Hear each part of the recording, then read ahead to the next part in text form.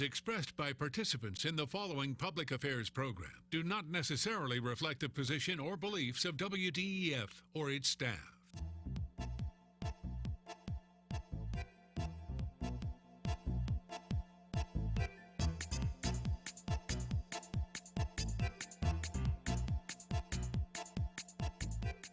This is Point of View, celebrating a world record-breaking 62 years of quality public affairs programs from the studios of WDEF News 12, Chattanooga.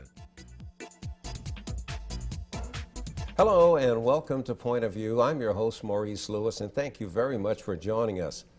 I love music. Well, listen to this first, and then we'll come back and tell you about the rest of today's program.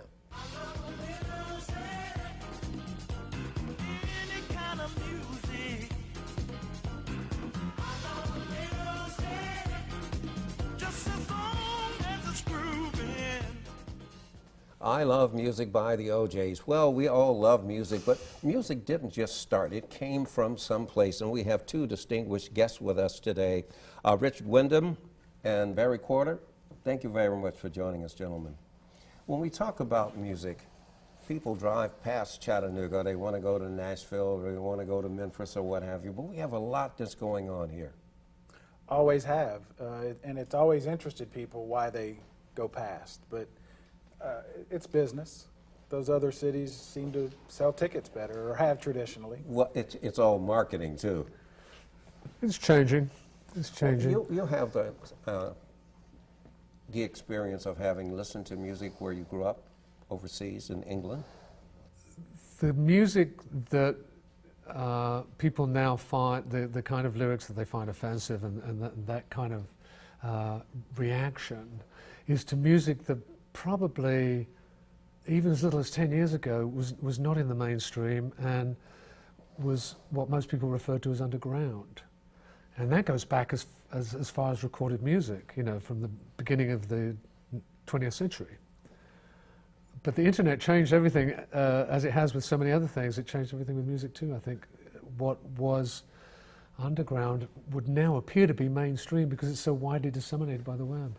Well, I think part of that too is if it doesn't make your parents mad, it's not what you want to hear, right? Yeah, exactly. So I mean that goes all the way back. Yeah. It's kind of that you know, you kids get off my lawn type of thing. Who's defining it defines whether it's good, bad, or whatever. If it makes you feel good, it's great. If it doesn't, and if it makes your parents angry, then it's even better. So. Let's talk about, yeah, it makes parents angry. I remember my nieces were here a couple of years ago, and they were riding in my car, and the three of them were in the back seat, and they were talking about a song called Bootylicious. And I was outraged. Where did you hear this at? And she said, well, Uncle, it's on the radio. Yeah, but Glenn Miller music outraged that generation parents, and Elvis outraged. I know what you're saying, and I don't disagree. I think where we've come today is pretty far out there with what gets played, especially to young kids. But yeah, I think it comes down to perspective. I work with students a lot, and one of the things that was most startling to me working with students and them playing music on the radio, and me telling them, "You can't play that on the radio. Listen to the language in it," and their reaction is, "What language?" Yeah, it's so commonplace, and it's so much a reflection of the way they talk to each other. It doesn't faze them. How they talk to each other, the lyrics definitely seem to matter. Using the H word, the N word, all of the other words that we would not permit under normal circumstances, they're in the music, and sometimes those letters are overwritten by the beat. People seem to go with the beat and don't really listen to the lyrics. and I think what Richard said is exactly, it's so commonplace that, you know, the misogyny that you hear in some lyrics, and the hate, and the words that we might consider hate, others just sort of rolls right off of them. So, it's an interesting challenge, I think, for the media in the 21st century. I think that it's reaching the point where there are two streams of media, and the media that younger people are consuming is not mainstream media anymore. YouTube and all of the other It's much harder ways of to monitor accessing if music you're a online, parent also. that don't have the same restrictions. They're not subject to the restrictions of the Why can you say FCC. certain things and get away with if it's on cable that you couldn't on FM or AM? Well, I mean, I think part of it is it's just too hard to police. I mean, it's too hard to police, and words, I mean, I can remember hearing certain words for body parts on a mainstream television show, and I thought that we've come to the end, you know, and it just all of a sudden it's everywhere. So it's the commonality of it. It's the where. I mean, the internet is theoretically a voluntary source. You're going there on your own. No one's forcing you. Whereas with radio, it was felt more like it was open to the masses, so they had more regulations on it, I think. I mean, I don't know how you would police language on the internet and all of these sources. but It's more complicated for sure. But policing is certainly an issue, especially when you start to break down the ethnics of the music. Hip-hop, to some people, is definitely detrimental. It's very misogynistic. It's violent. It promotes violence, according to some. How do you deal with that, I mean, as music professionals? Well, With care. With care. I mean, the only thing, I can hear the other argument that as a hip-hop artist or a rapper or a folk singer or a rock singer, I'm just putting the truth out there. I'm putting out there what I see. And because I've had artists explain that to me, this is the life that I see, and if it offends you, that's your problem, not mine. You know, it's not a new argument. It's been around since. Well, where is it going in our last minute? We have all of these different streams of music that are available to us.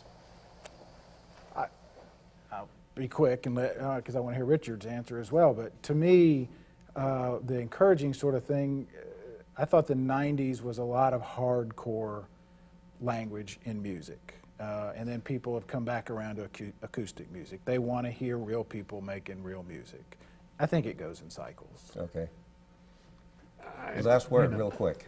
It's Hollywood in the 1920s before they contained it. That's the situation we have now on the internet, where it's wide open, and it's vernacular entertainment. It's how people talk on the street is being presented unfiltered and coming into your living room, and that's going to be the reality in this century. Well, you two gentlemen have the responsibilities from UTC and also from the Times Free Press to tell us what's out there and point the direction and compliment those that are doing it well and point to those that are not doing it so well. I want to thank you very much for being our guest here on Point of View.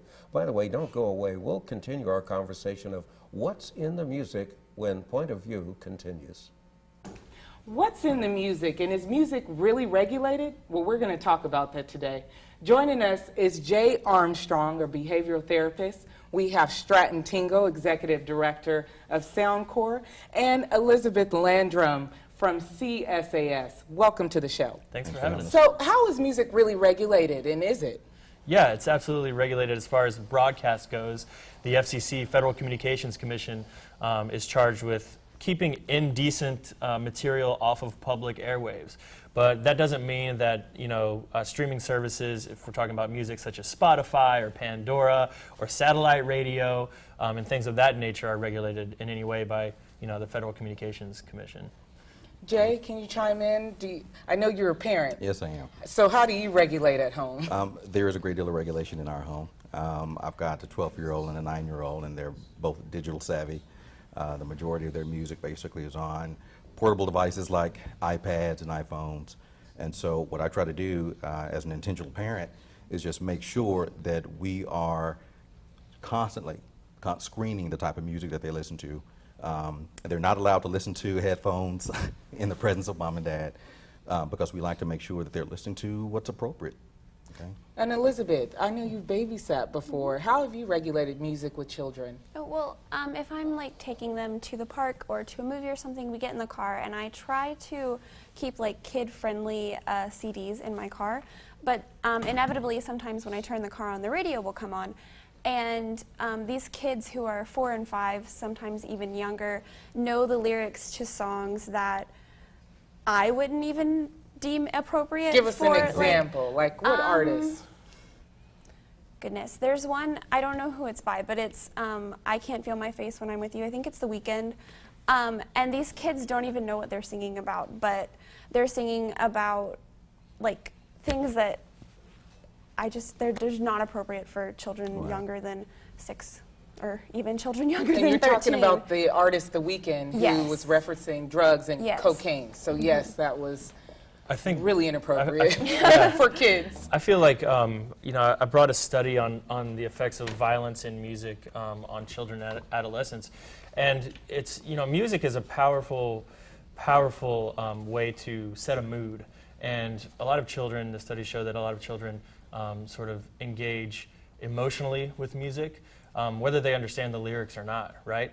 And so I think that's something that you're great at doing, Jay, but that potentially a lot of people are not great at doing, is having difficult conversations with their kids about, okay, what is The Weeknd talking about when you can't feel his face? Is it because he feels great? No, it's because he's doing cocaine, Right. and that's something that we should have a conversation about. So Jay, Absolutely. Absolutely. Doctor, can you speak to that about how children are affected with music or by the lyrics? Sure. Like, the human brain is essentially a computer, and the output is often determined by the input.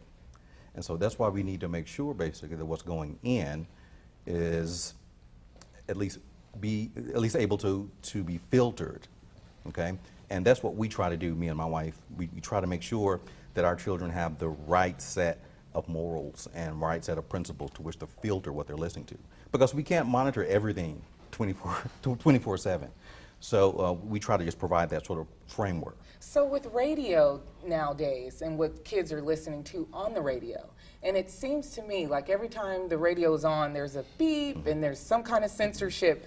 So that kind of music and controversial lyrics, they're being played on the radio, and these big corporations are benefiting from that. What do you think about that? What are your thoughts? Well, we kind of had this conversation backstage, and Elizabeth brought up a very, very valid point.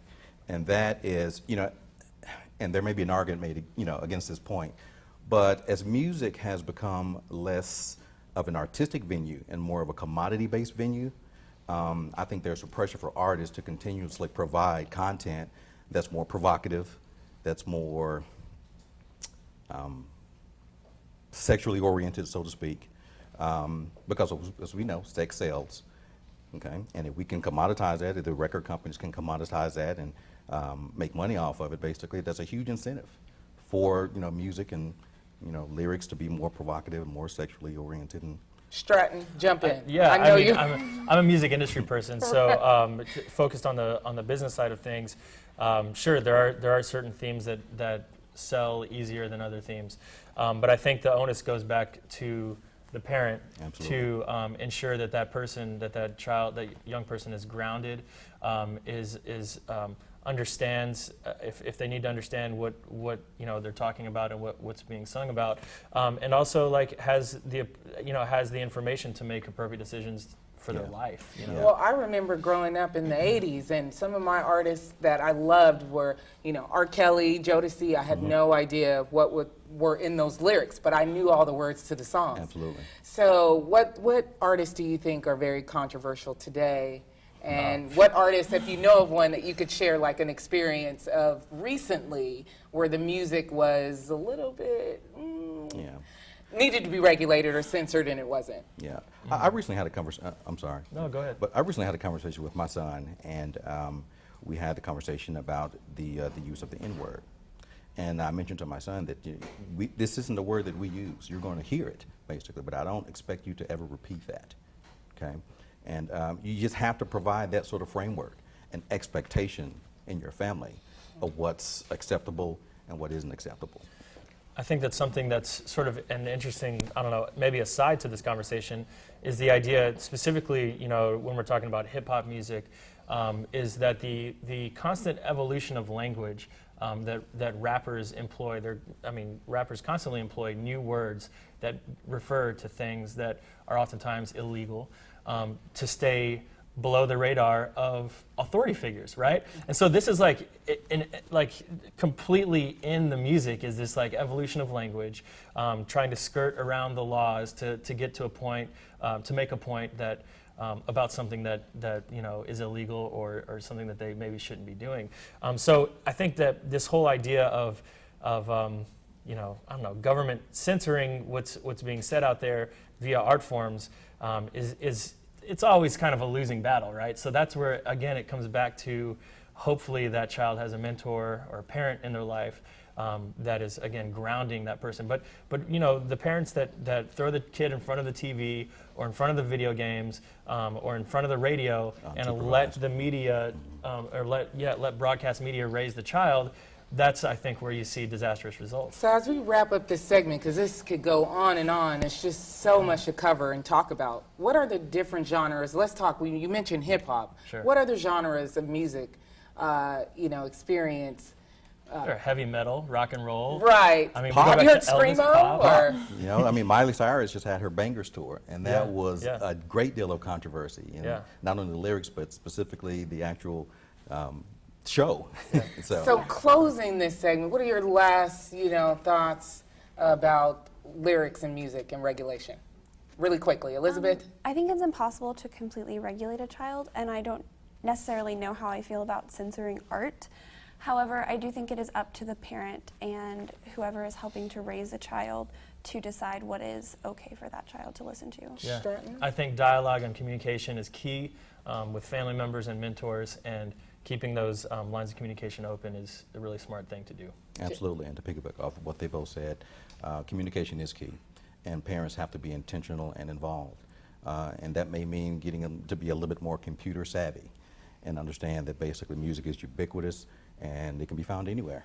Make sure that you continue to regulate what your children are listening to or what they're being exposed to. Stay tuned on Point of View. Hello and welcome to Point of View. I'm Donna Christian Lowe, your host for today. Today we're talking about what's in the lyrics. Who's responsible for that regulation on a local level? Parents? Artists? Radio host? We don't know. Let's find out. Today we have with us Nishan Calloway with the Center of Creative Arts. You are the musical director. Thank you for joining us today. Thank you. We have Tut, who is a entertainer and artist and a preacher's son, but we won't go there today, right? Right. And finally we have Kenawa Kitabi. He is WUTC radio host. So let's jump right in. When you talk about the local level, and we're not talking about FCC, we know they regulate. We're talking about parents, teachers, artists, educators. Who's truly responsible? Nishan, we'll jump in with you first. As a parent, I feel like I am responsible for what my child listens to in my home. There are certain things I don't want to come into my home that I don't think are positive for my son to listen to. And also with students, I can't regulate what they do in someone else's class, but in my class, I can regulate what they listen to because, again, I tell them my class is like my home, and when they're in there, I'm responsible for them.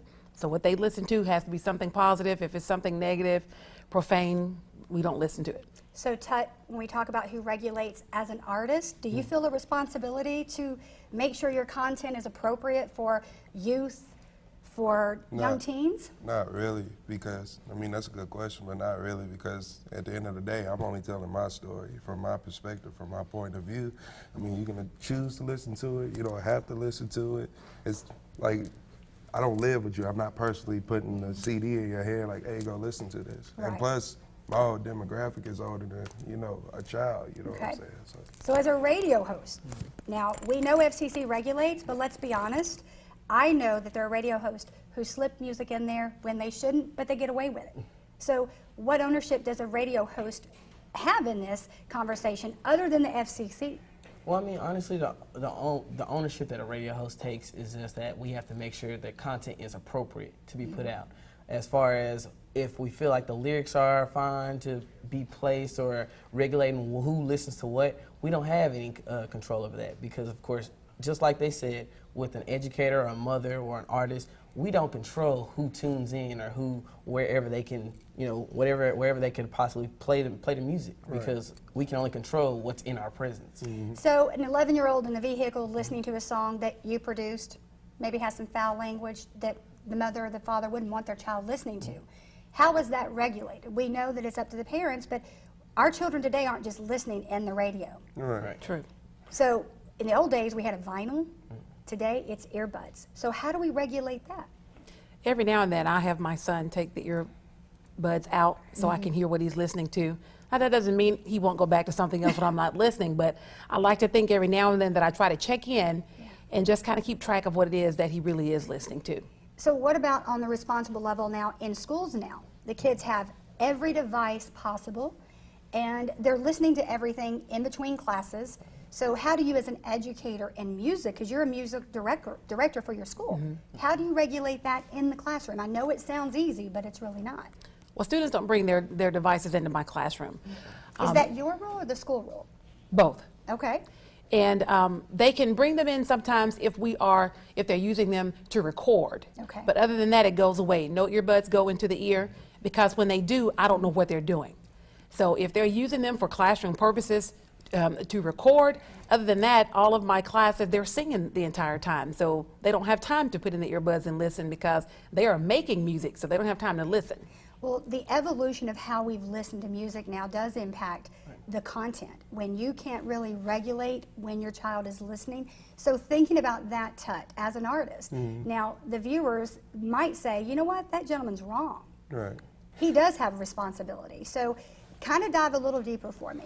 Where does your ownership come into the music? I mean, I'm only responsible for what comes out of my mouth, and I stand next to that 100%. I'm talking about what it was like for me growing up. I'm talking about the things that I went through, like the battles, and like everything that I done overcame. So, like you. So that's what listening your to music that, is speaking about? Yeah, I mean, for the most part, not all of it is good, not all of it sounds good, and all that stuff. It's some negativity in there too, but like that's life. Like not everybody's life is just coasting. You know what I'm saying? As far as like regulating and stuff like that, I don't feel like it's personally my responsibility. Like I said, I'm not putting it in your hands, but like it's up to the parent. And like even then, it's not even then where a parent could just be like, okay, I can regulate this completely, because if that child wants to listen to it after you walk away, they can still find a way to listen to it, regardless of if you take their phone or whatever. If they want to do something, just like they own human being, they can do it. So let's talk about a different side of this, nursery rhymes. Right. So we talked about this in our conversations before the show. Nursery rhymes that are not only that aren't only derogatory, but are negative in terms of racism and kind of just have negative connotation to it. So maybe to the educator, nursery rhymes, 3 little monkeys jumping on the bed, Humpty Dumpty. These are not positive nursery rhymes. No, they're not. So how do we regulate a nursery rhyme? Or do we? Well, I learned nursery rhymes from my mom or from someone singing to me when I was a child. It wasn't something that we focused on at school. We did more patriotic songs or things that were a lot more general, not something that specific. And to be honest, you never think about those things until you get older and you really analyze what the songs are saying, and you're going, that's really not something good that I should be singing to my child. Right. I agree. So when you think about the effects of your lyrics, what you're playing in the radio, what you're producing, and what you're trying to teach, what are the effects you see personally and professionally with children and teens of the lyrics that they're listening to? I sing also. I do a lot of shows, and I have to consider my audience, and I choose what I sing so that I want people to come back and listen to. I'm trying to put a certain vibe and a certain feeling out there, and that's with any artist. They know what atmosphere they're trying to set, and even if they're setting something different or something negative, you don't want to censor them as an artist, but you also have to take some kind of personal responsibility, I think, for what you're putting out there, because you never know when you're doing live performances who's coming into your show. This is just me, and probably because I'm older. Who's coming to your show, and to making sure that what you're putting out there is something positive. In our research, we found it interesting that kids 10 and under are listening to music 4 to 5 hours a day, TV or radio. And when they turn 16 and 17, they're listening to about 60 hours a week. That's pretty big. So as we wrap up our segment, let's give the viewers a tip from each of you. How are you going to own responsibility in the content and the lyrics? Well, in regards to owning the content and the lyrics, I would actually have to listen to my music and actually sit down as a radio host, see what content is actually appropriate to be putting out. Even though there is a certain type of mood that I may be going for, I need to understand that that atmosphere needs to be provoked by the right content and the right song. Wonderful. Tut? Me, I'm gonna keep doing what I'm doing. Keep being real, telling the truth. And keep like it 100? Yeah, you can take it for what you want. I'm not really here to try to, take responsibility for like your kid listening to my music. So, so you're going to keep it 100 is what you told me earlier. Is that right? I mean, it's not my responsibility, right? Like, I just make appreciate the that music. position. That's your point of view, and we Yeah. appreciate that. Right. Absolutely. And finally, Deshawn. As a parent, there are certain things certain views and things that I believe in that I try to teach my child. And so I monitor what he listens to and because I firmly believe that what's going into his ears is also being planted up here in his mind. Mm-hmm. And so that's going to affect how he responds to things and the kind of mood that he sets. And my students have even said that to me. When they are mad, they want to go listen to something angry so they can scream and get it all out.